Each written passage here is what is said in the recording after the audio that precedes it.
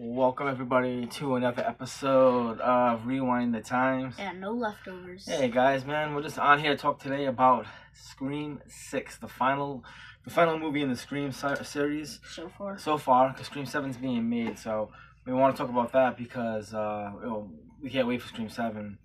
And it's an awesome summer so far. Last night went to WWE Raw, got to see Jay Uso, Bill Goldberg. We had an awesome time. Sorry about the darkness, guys. We're just downstairs in the basement. Nice and cool down here. Where I'm at right now, 95 degrees. So sorry about that. But before we start our video on Scream 6, Colston, here's our new shirt from Gutter Garbs, Lost Boys. Colston has not seen this shirt, and some people are gonna be like, "What? This is one of the greatest vampire movies of all time." Read what it says. It says "Sleep all day, party all night." God, I love being a vampire. This is a great movie, and I can't wait for Colston to see it because it might be my favorite vampire movie of all time. Matter of fact, I think it is. So, hey guys. From what I've seen so far, Abigail has been my favorite one. Oh yeah, wait till he sees this one. Yeah, this is you're gonna love it. This was ahead of its time. That's what I love about this movie. So, hey guys. So, Scream 6. What can I say about this movie? Me and Colston and my girlfriend Leanne, we've seen it in the theaters. What I love about this movie is the beginning of this movie is so cool because there is a kill scene. And it's not inside, it's outside. It's outside, but also the killer reveals himself. Yeah. Remember, he takes off his mask, which is really, really cool. His name is Jason. Yep, awesome. Love Colston's always good with these. Always good with the names. Awesome kill scene.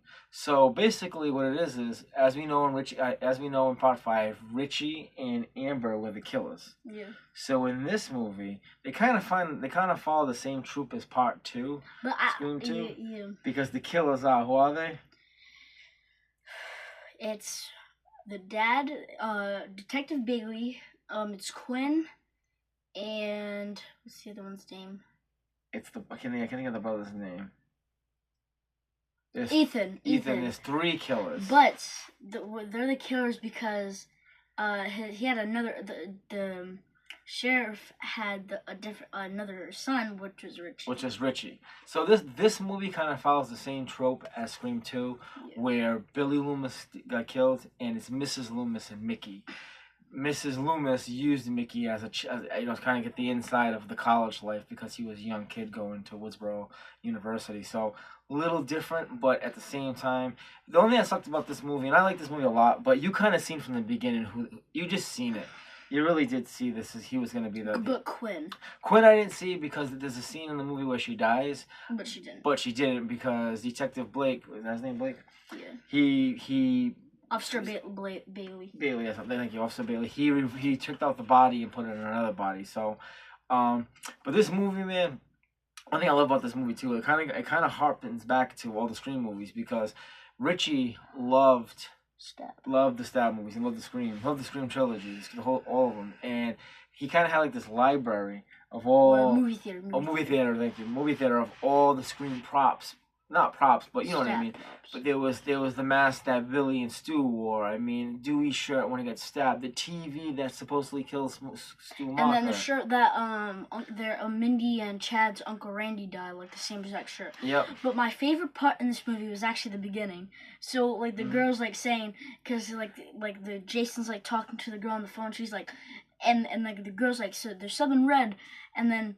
It's like it has like a red sign, and then when you go to that killing part, the killer is about to stab her, and he says, "Now I see something red." I love that and part. That is cool. And what's cool too is this like, after he stabs her, and like after he says that line, "Now I see something red." The screen kind of like pauses, and then he takes off his mask, and you're like, "Whoa, wait a minute." Because every Scream movie, the kill is revealed at the end, and instead it's like a bait and switch. And really cool. And also the other twist in this movie, the beginning has 2 kills. Oh yes, because Jason also gets killed. Yep. Jason also gets killed by the eventual killers or killer. Yeah, awesome, man. This movie, man, I love. I feel bad for Chad. God, Chad's like a pincushion. He's just getting stabbed everywhere. Dewey Jr. Dewey Jr. That dude. He is. He's Dewey Jr., dude. He's getting stabbed, dude. I'm surprised he hasn't got the nerve thing. Well, he might now. We'll see in Scream 7 because there's a scene where they're in the movie theater And dude, there's two ghost faces. They're just like, they're just taking turns stabbing the crap out of him. He's like, run, and he's like, run, and bleeding everywhere. And they're just like, yep, pin cushion, pin, dude. And he wasn't even dead. And he wasn't dead. He was alive. Like I'm like, and I listen. I love Chad. Dewey Jr. definitely. And that was actually that was a good one, Colson. I love Chad. I love his character. Who's the guy who played? What's his name in real life? Chad. Mason Gooding. Mason Gooding. Love him. He's a good actor. He's in a lot of my favorite horror movies. He's in Hard Eyes, which is with Olivia Holt. Yeah. Which Olivia Holt's in Totally Killer and stuff. But Olivia Holt's mostly just in like Disney movies. Well, no, she was in Totally Killer. Remember? I know, but she was in 2 horror movies. I don't think she's in a lot of movies. So if she's in 4 movies and 2 of them are horror, she's kind of known as a horror person. But I love Mason Gooding. This is something about him I like. I like his quirkiness, his personality. He's got a good look. He's so good on screen. Yeah, he's a good looking guy, man. He's so good on screen. Yes, he's a handsome guy. He's got a really nice look to him. I like his acting, and I don't know, man. He's jacked. Yeah, I really believe the character he's playing, and he's picking. And I'm telling you now, he's getting some really great roles. So I'm really excited to see what he plays in Scream 7. Yeah. So there's a lot of good kills in this movie. Like I said, Quinn dies, his sister, but we find out later on she's not dead. She is. There's a really intense scene in this movie too that you've seen in the trailers, where they're on their way. The core 4. The core 4. And I forgot to mention Kirby's back from Scream 4. Oh yeah, Kirby's Love back. Her. They kind of almost like play. But she was part of the FBI. But at the end of the movie, Sheriff Bailey kept lying, saying, "Oh, she's actually not part of the." Yeah, he was trying to play with the idea that she kind of like lost her mind and she's not on the police force. But really, she was, because it was Bailey that was kind of pulling the strings behind the scenes.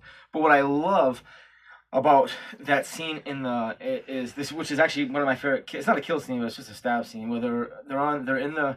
So the 4, all of them are supposed to get on the train and they're supposed to go off to the theater, but unfortunately, the train can only hold so many of them at a time. So Ethan, which now we know is a killer, and Mindy went on the same bus. Went on the same train, and they're going through the tunnels. No, wait, hold up. They're on a train. It wasn't a train. Wait, no, it's a subway. It's a subway. Yeah, subway. Which is the train? It's the train, but it's okay. You didn't know.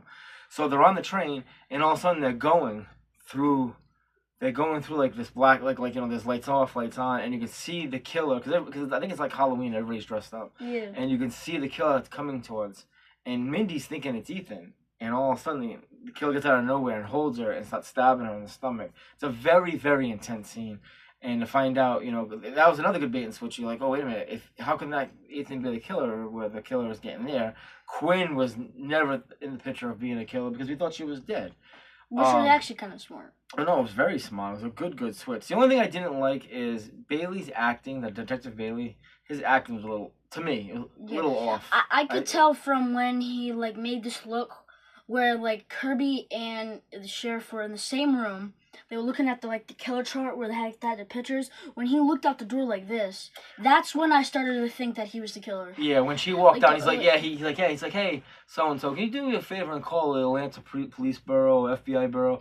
Yeah, and then he just looked, looked around like he didn't, like he was lost. I gotta be honest, that guy, I know, I can't think of his name. It's something Mulvey. I can't think of his real name. But anyways, I don't like him. I don't like him really as an actor, and he didn't do a good job of hiding that he was one of the killers, because he's Ethan and Quinn's father.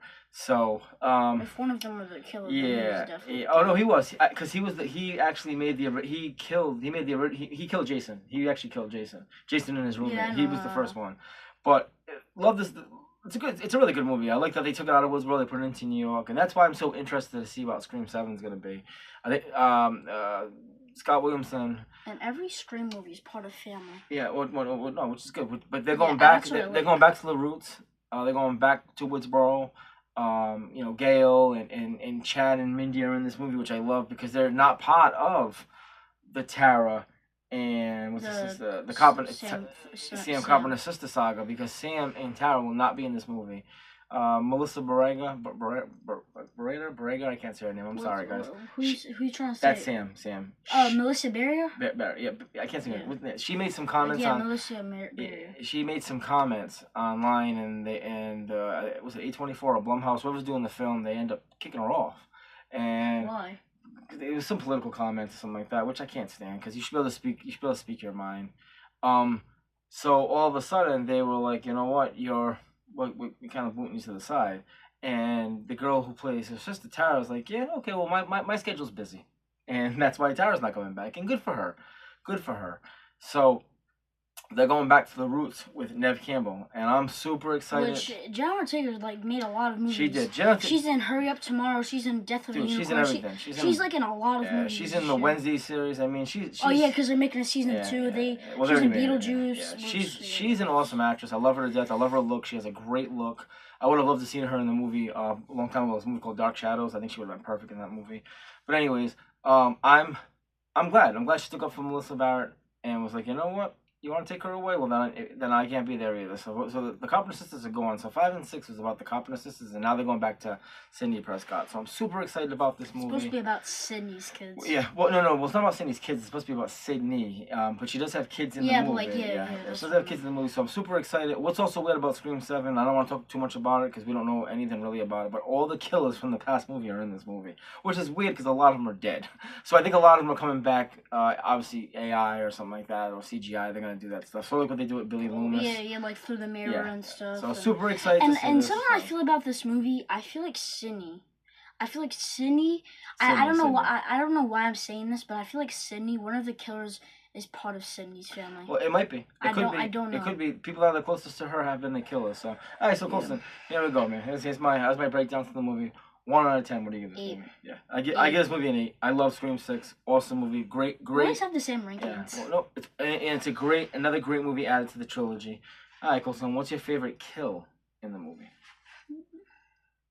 I like the ladder kill when like he's shaking the ladder. That's Mindy's girlfriend. I can't think of her name. Yeah, because Mindy's kind of gay in the movie. No, well, it's not kind of. She is gay. There's nothing wrong with that. She is gay. I know. She's not kind of. She is so gay. and like the Ghostface like comes and he's like shaking the ladder. I love that kill. Yep, awesome. That is a good kill. My favorite movie in it is I like my favorite kill. It's not a kill, but I like the Mindy scene. I like when she gets stabbed. I think it's very intense. Even it's especially seen in the theaters on the big screen. So pretty much very intense. Yeah. So it's not a kill, but it's a good stab sequence, and I love the build up. That's one of my favorite scenes. But the beginning scene was just my favorite. I love that scene. No, that is good with Jason and stuff. They always have like like Jason. Yep. Yeah, like I just love how the beginning movie always has something like the killers always say something before. That's kind of like a trope of how these movies go.